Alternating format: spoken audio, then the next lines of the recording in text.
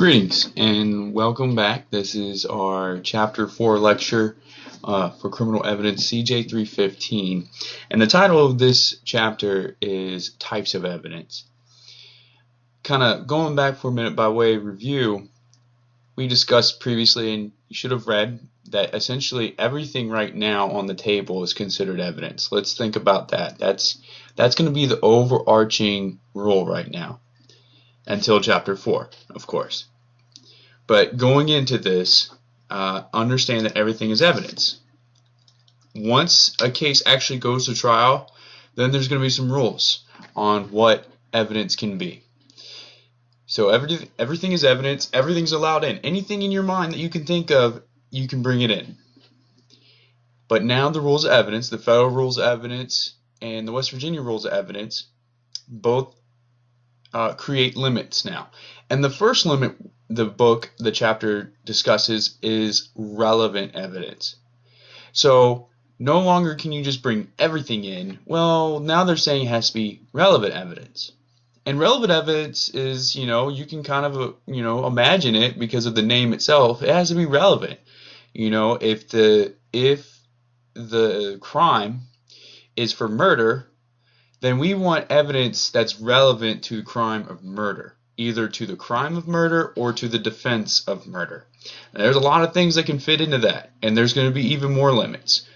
But the rule for evidence itself, that everything has to be at least relevant, that definition of itself that we're getting ready to jump into, it's meant to include as much evidence as possible. It is meant to be a rule of inclusion. The rules of evidence themselves are meant to include as much evidence as possible. Now, we don't want everything to come through the door, but it is intended to mean that as much as possible we want to bring in. So if the crime is for murder, only evidence that relates to the charge of murder that can convict the defendant, or any relevant evidence that is relevant to the defense of murder. Things, like self-defense or insanity. For the charge of murder, things for intent. What showed intent.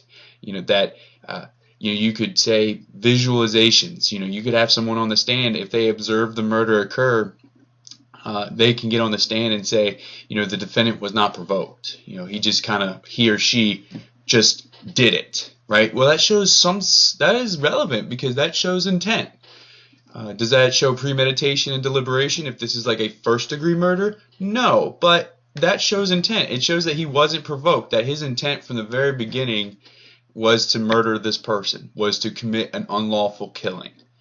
So that's where relevant evidence comes from. Now, the definition of relevant evidence, and your book highlights it, the West Virginia Rules of Evidence say it, and the federal rules of evidence. If you're looking for these rules specifically, it's Rule 401.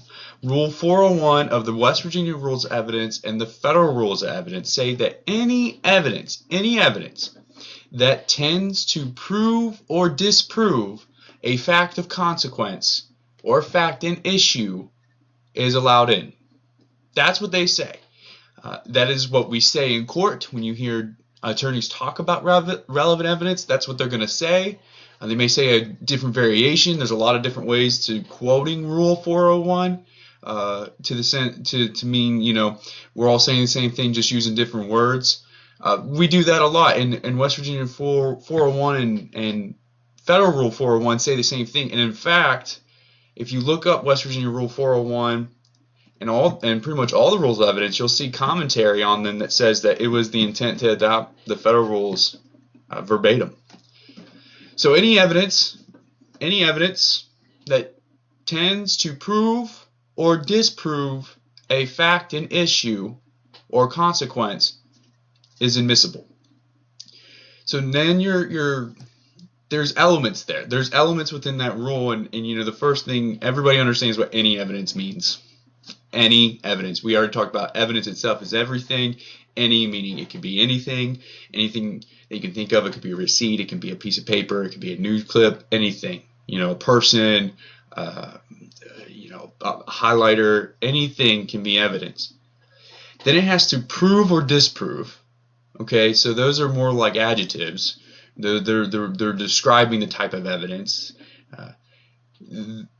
tend to prove or disprove a fact in issue. So that's the key right there. It's a fact in issue. That's what captures relevancy right there.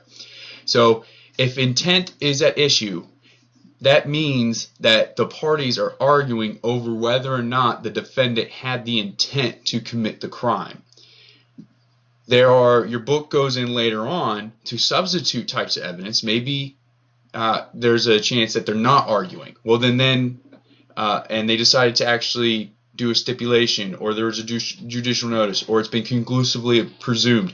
Well, then no evidence can come in on that issue because it's no longer relevant. That issue is no longer relevant. The issue of intent has already been resolved. Maybe premeditation and deliberation are the only two elements at issue here, right? Most of the time, you don't have to prove that someone died. Let's say, let's go back to our murder example. You don't have to prove that someone died. Usually the defense and prosecution are going to stipulate to that fact. But because the element of homicide, one of the elements of homicide, and we're thinking, of all types of homicide, murder, voluntary manslaughter, involuntary manslaughter, one of the elements is someone has to die. Usually you don't get evidence in court that someone died because the parties, that fact is not going to be an issue. The parties will take care of it before it even reaches the jury. But usually things like intent are going to be an issue. Premeditation, deliberation, those are going to be intent, because those are the things that are going to elevate this thing. They're going to elevate, if there's intent, well, automatically involuntary manslaughter is off the table. If there's intent, now you only got two. You really only have three different areas you can play in: manslaughter, and voluntary manslaughter, and first and second degree murder, depending on your state. But you can see that there. So again, going back to it, fact of consequence or fact of issue means it has to be an issue, and that's the only reason why we're going to allow evidence in on that issue. And then the evidence that is admitted or attempted to be admitted has to either prove or disprove whatever the parties are arguing about. So if it's intent, either the evidence has to prove intent or has to disprove intent. Now, your book then goes into some discussion about limits. Now, it doesn't specifically say limits, but there are limits nonetheless, because there are going to be a lot of limits on relevant evidence. Because if we just said that's the only rule, well, then pretty much anything can be brought in still at this point. So we still have to kind of do some checks and balances here. And one of the first ones you're going to get is this idea of prejudicial value. So sometimes the evidence can be relevant. It can be extremely relevant. It is relevant, actually. I mean, the parties would agree. Actually, the fact that you're saying that it's prejudicial, though, is agreeing and assuming that it is relevant. But West Virginia Rule 403 and Federal Rule 403, identical, meant to be identical. West Virginia meant to be identical to the Federal Rules of Evidence. They both say that if the prejudicial value substantially outweighs the probative value, or the relevant value is what it really means, then we're going to go ahead and exclude that evidence. We're not going to let the jury see that, because that word substantially outweighs. If it substantially outweighs, well, that's a high burden. That's a very, very high burden. Just understand that. And it usually is not met. Very rarely does a 403 objection work, because of the fact that usually whoever's going to admit that evidence, if they have any kind of doubt that a 403 objection actually would work, they probably won't even try to admit it if they're really thinking that's going to happen. But if it substantially outweighs, and what's a prejudicial value? Well, prejudicial value actually can be a lot of different things. It could be undue delay. It could be meant to harass. It could be meant to incite the jury into some sort of aggression, anger, hostility towards the defendant. If that's all it's really meant to do, then the probative value, the idea that it either proves or disproves something that's an issue, well, that's not really going to keep it in the courtroom. It's not going to allow it to be heard. And what are some common examples of prejudicial value? One of the big things is the defendant's prior convictions. We're not going to allow if the defendant is being charged with battery or larceny or any sort of theft or any crime in general, and he or she has previous convictions, we're not going to just let them in. They are relevant, to speak to a lot of different things. but we consider prior convictions to only be really relevant to certain categorical things, certain categories.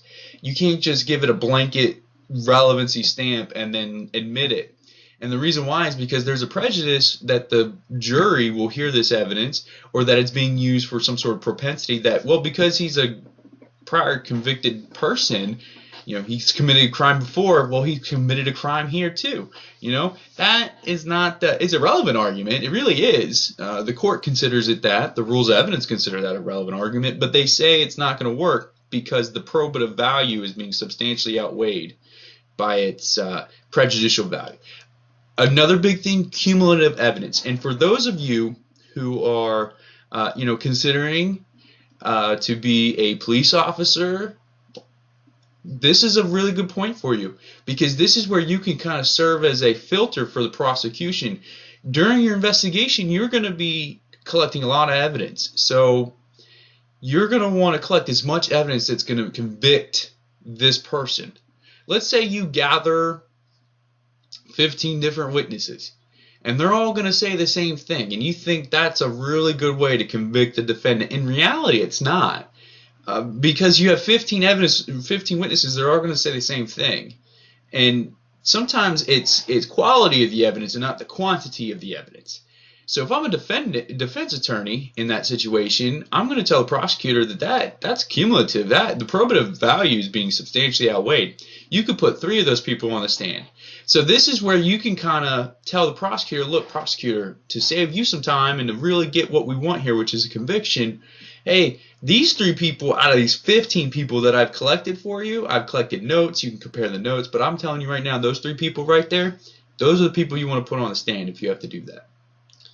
I want to go back real quick to the defendant's prior convictions. I want you guys to understand, we talked also about, when we talk about this timeline, there's the preliminary hearings and the suppression hearings. We also talked about the sentencing hearing. And I want you guys to understand that, don't forget that the rules of evidence are lax. So things that are unduly, they're substantially prejudicial within the trial, doesn't mean that they're not going to be heard either at the beginning or the end. Especially for sentencing hearings, if you're going to be a probation officer, those prior convictions are very, very relevant, and they're not prejudicial at all at a sentencing hearing if probation's on the table as a possible sentence. So please remember that. That is coming in a sentencing hearing. Your book then goes into different types of evidence. So you have relevant evidence, and anything can be evidence, but let's talk about how we categorize evidence. So it's relevant. Now we're going to have if you're a linear thinker, we're going to have categories of relevant evidence. And there are 4 types. There's direct evidence, there's circumstantial evidence, there's testimonial evidence, and real evidence. Direct and circumstantial are probably going to be, if you have relevant evidence as the umbrella, 2 subpoints, you'll have direct and circumstantial. And then any direct evidence that you have can either be categorized as testimonial or real, or circumstantial can be categorized as testimonial and real. So those are sub points for direct and circumstantial. What's direct evidence? It's that. It is directly on point with the issue in question. You don't have to draw an inference from it. I saw, I observed, I looked at, I heard. Things that are based on real personal knowledge. These are things that are considered direct evidence. If it's personal knowledge, it's direct evidence. Let's expand that. If it's personal knowledge on a direct factual issue, whether the light was green, whether the light was red, whether I saw the theft occur, though if I actually saw those things or actually heard those things occur, then that would be considered direct evidence. Circumstantial evidence requires an inference to be drawn. I'm sure many of you have heard this before. The idea of, well, I saw 2 people walk into the building together, there was no one else in there, and then I saw one person walk out and they had a bloody shirt on. Right? Well, what's the inference you're going to draw there? Well, those 2 went in there, other dude or girl got beat up. It's not, gender specific here. That other person got beat up. I don't know if they died. but I do know that one person came out and they had a bloody shirt on. So I'm assuming something bad happened to that other person. That's the inference being drawn. They didn't see what actually happened, but they saw a beginning and the end. They saw the beginning when they showed up and the end when only one left. There needs to be an inference there. And you're going to put that person on a stand, that's going to be testimonial evidence, right? They're going to testify to what they saw. They're going to say, talk, testify under oath or affirmation. Real evidence would be an example of the guy's bloody shirt. Now, real evidence, that guy's bloody shirt, whether that is direct or circumstantial, depends on the crime being charged. If the charge is for murder, it's going to be it'll be circumstantial evidence of killing of another, meaning, did I kill that person? Well, if you did, then you would have their blood on you. That's an inference you draw, right? That's pretty much it. That you were actually the person that did that. Identity. Those are the inferences you draw from it. It's real evidence. It's real because it's tangible, right? It doesn't talk. It's tangible. You admit it. You show it to the jury. You show it off. But it's still circumstantial because you can't put it, and you can't say someone actually saw that and that's the exact shirt. So that's the difference between those two. So types of evidence, it's either going to fit in a category of direct and circumstantial. And then each one of those is going to have a sub-point of it being whether or not the direct evidence is testimonial or if it's real. The circumstantial evidence is the same way. Is it testimonial or is it real? Last quick point about that stuff. Remember, circumstantial evidence, you can convict on circumstantial evidence. If you have no direct evidence, that's okay. Now, as a defense attorney, I will make the argument that there's only circumstantial. You can't put the gun, with my client. You can't put my client there at the same time. You don't have no evidence that directly puts that there, right? Case in point, O.J. Simpson, right? He's been in the limelight here recently because he just recently got paroled, but he's a perfect example.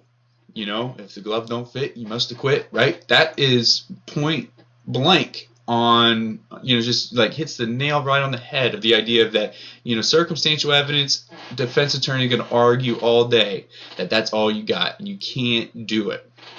Well, you can do it, but you can't, I'm going to make the argument that you can't.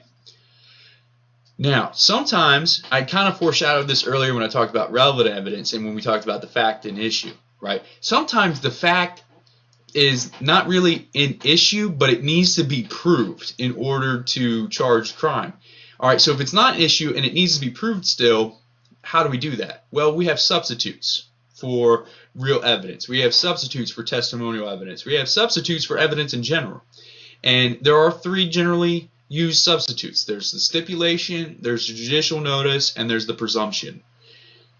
The stipulation is an agreement between the defense attorney and the prosecution. They will either agree before trial or they will agree probably after a suppression hearing if the defense attorney loses. In the suppression hearing, they will, that's still kind of pretrial, but usually you'll see that, he'll make every argument to not have that evidence come in, and then he'll be like, well, I lost the suppression hearing, so now I want to stipulate that the fact is, that the fact is there, because he doesn't want the jury to hear it. He wanted to try to exclude whatever that evidence was at a suppression hearing. He lost, the judge ruled against him, and then he goes to the prosecutor and grovels and says, hey, let's just go ahead and stipulate it. That way we can kind of get on with our lives. And, the jury doesn't have to hear that, and I can make other arguments that they could potentially buy. So that's how that one works. Judicial notice is when the parties aren't agreeing to it. Usually one of the parties will request the judge to just judicially notice something, meaning that the judge from the bench says this fact exists. This occurs. And, a good example can be, I'm a defense attorney or prosecutor, and I just want to prove that it was a bright and sunny day. And I can present a newspaper that on that day in question, the weather reported that day that it was a bright and sunny day. And the judge will say, it's proven that it was a bright and sunny day. I'm going to take a judicial notice of that fact. That's all that is. In a criminal trial, a judicially noticed fact does not always have to, the jury doesn't always have to believe it. They can actually, the judge will instruct them saying, hey, this is judicially noticed. I consider this to be real, but you don't have to listen to me. In a civil trial, the jury has no discretion. They have to listen to the judge. But because the stakes are higher in a criminal trial, we're going to say that the jury still has a little discretion on whether or not they want to take the judicially noticed fact as proven. Last thing is presumptions. And there are two different types of presumptions that I want to touch on. There is the rebuttable presumption, and there is the irrebuttable presumption, sometimes called the conclusive presumption. And I just want you to know that in a criminal trial, irrebuttable presumptions are generally just constitutionally not allowed. We can't say that something is irrebuttably presumed, meaning conclusively presumed, because that violates the defendant's right to present a defense. And that's a constitutional right. So if he can't present a defense because the prosecution proved something, then it just can't happen that way. It robs him of his right. Now, we can have a presumption, though, in a criminal trial. They're still rare, but you can have them. And what that usually means is that the prosecutor or the defense has proven a set of facts, and they call it like a prima facie set of facts or elements that satisfy the presumption, the defense, the crime, or whatever. And then what happens is that the burden switches over to the other party to submit evidence that whatever is presumed is actually not true. And that's all that works. And once any evidence is presented that it shows that it's not true, it's what's called the bubble bursting. And that pretty much means that now we get to fight again. We get to fight again. We get to put the fact back in issue. Even though you proved it, we got a presumption. You proved it. You proved the necessary elements for the presumption, but I submitted evidence that burst the bubble, and now we get to fight over that fact again. So that's usually how that works. One of the big presumptions that you have always heard of is the presumption of innocent until proven guilty. That is the presumption from beginning to end, and that presumption actually never leaves. That is not a presumption. The only way you can burst that bubble is if you prove all the elements beyond a reasonable doubt. That will then burst that bubble, and the prosecution has then satisfied its burden of proof. So, with that being said, that is chapter 4. Again, I didn't go over everything, but I hit on some really good points for you to understand.